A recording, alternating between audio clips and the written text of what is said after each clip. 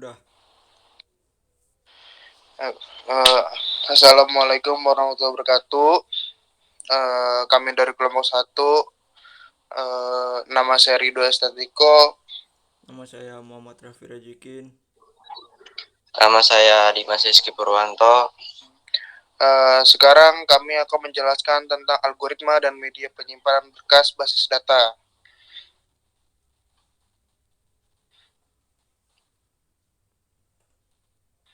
Yang pertama, algoritma basis data.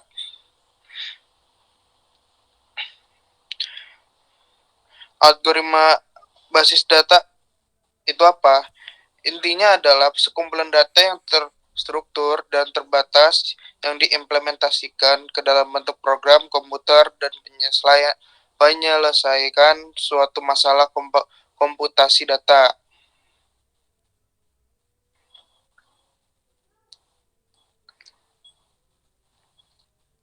Apa itu basis data? Basis data adalah kumpulan data yang terorganisir yang umumnya disimpan dan diakses secara elektronik dari suatu sistem komputer.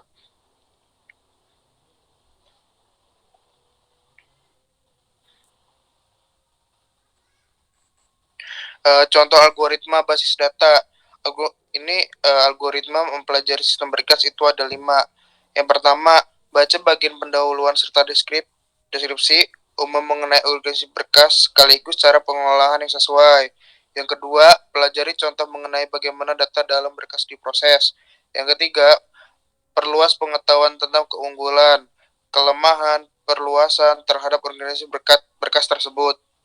Yang keempat ini untuk masing-masing kata kunci itu ada 2. Yang pertama, jika arti kata kunci tidak diketahui, pelajari ulang bagian teks yang menguraikan tentang kata kunci tersebut atau diskusikan. Yang kedua, jika arti kata kunci diketahui, lanjutkan dengan kata kunci lainnya. Yang terakhir itu 5. Yang 5 itu jika terdapat latihan pada akhir bagian, maka kerjakanlah soal-soal tersebut. Selanjutnya akan dijelaskan oleh teman saya Raffi. Metrik basis data.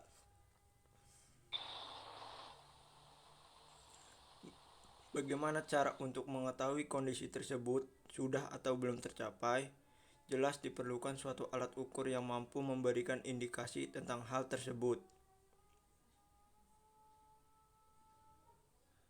Yaitu contohnya simplicity. Simplicity adalah kesederhanaan. Jika ada beberapa alternatif, maka pilih alternatif yang paling sederhana. Lalu reliability. Reliability adalah keandalan memilih struktur berkas untuk sebuah sistem. Harus pula memikirkan apakah sistem tersebut akan tetap berfungsi dalam segala kondisi. Lalu programmability. Programmability dapat diprogram untuk mengolah algoritma dalam waktu yang disediakan. Lalu maintainability dapat dipelihara sekali teknik yang dipilih tersebut diprogram. Lalu ada kompleksitas komputasi, yaitu waktu proses suatu algoritma merupakan syarat yang sangat utama. Kompleksitas komputasional suatu algoritma memberikan estimasi tentang waktu yang diperlukan saat algoritma diaplikasikan terhadap sejumlah besar data.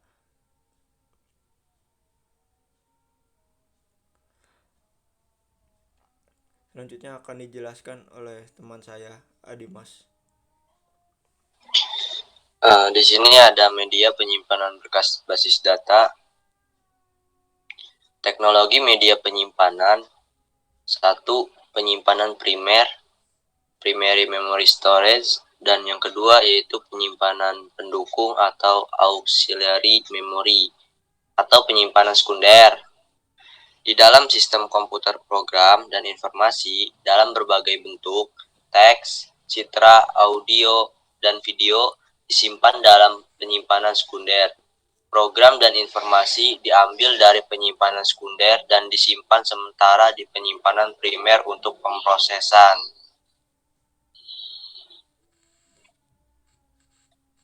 Faktor yang berkaitan dengan media penyimpanan ada dua, yaitu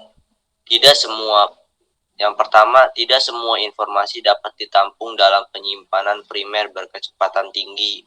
Walaupun pada saat ini penyimpanan primer memiliki kapasitas yang semakin bertambah dan dengan harga yang semakin murah. Dan yang kedua, keterbatasan secara fisik dan ekonomis. Secara fisik, besarnya kapasitas penyimpanan primer ditentukan oleh skema pengalamatan oleh sistem komputer, dan secara ekonomis, walaupun harganya semakin murah, namun masih belum menyamai penyimpanan sekunder. Penyimpanan primer mempunyai karakteristik akses yang sangat cepat, tetapi harga per bit jauh lebih mahal dibanding penyimpanan sekunder dan mempunyai kapasitas yang lebih kecil.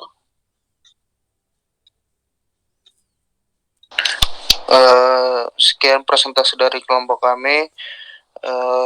Jika kita ada kesalahan kata mohon dimaafkan. Wassalamualaikum warahmatullahi wabarakatuh.